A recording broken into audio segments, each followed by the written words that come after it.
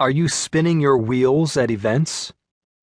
How often do you attend meetings of professional associations, conferences, chambers of commerce, guilds, or other groups largely designed for networking?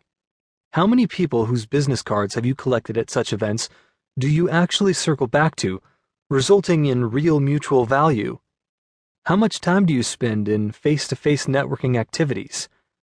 How often have you walked out of one of these gatherings with bona fide leads, contacts, referrals, or other information that leads you directly to achieving a career or business goal?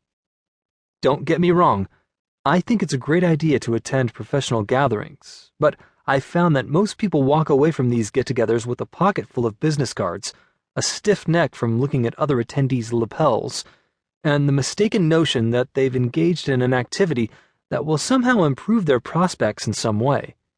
If you're going to attend gatherings of this type, you must do so with specific goals in mind. Otherwise, you're just reinforcing a bad habit. The next time you attend a professional organization meeting or an organized networking event, instead of merely going through the motions, call the event's organizers and get a list of attendees. From that list, identify 2 or 3 people you'd like to meet, then do enough research on them to know why they would like to meet you, what you can offer to make it a mutually valuable connection and not merely a data dump in your favor.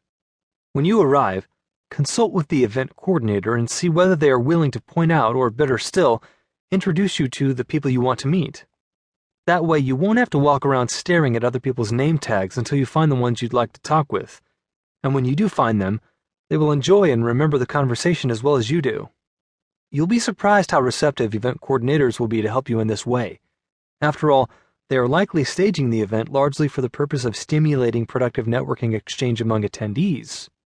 As with all the activities in the right person, right approach method, you'll be networking with a laser focus and not simply doing the same thing over and over in the hope of getting different results. How long does it all take? How much time do you spend networking? What percentage of your networking time is spent on social networking sites, such as LinkedIn or Facebook? On the telephone?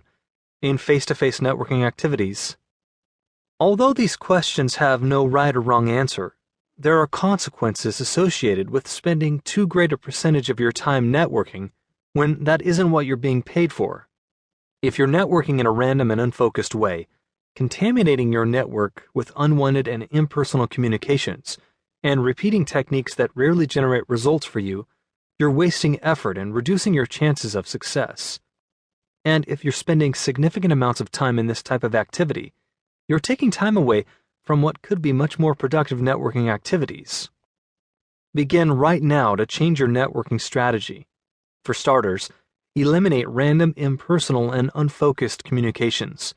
For example, before you offer to connect with someone on LinkedIn, think about what you have to offer that person beyond another node for their personal network. Rather than leaving the generic invitation text in place, say something like this: Dear Joe, you have come to mind regarding some recent research I'm doing on XYZ. I'd like to invite you to join my LinkedIn network in hopes that we might be able to share notes on this subject. Don't allow yourself to be lulled into the false sense of security that just being out there and blithely connecting with hundreds, even thousands of people can bring. Begin to think in terms of targeted networking activity, whether electronic or in person.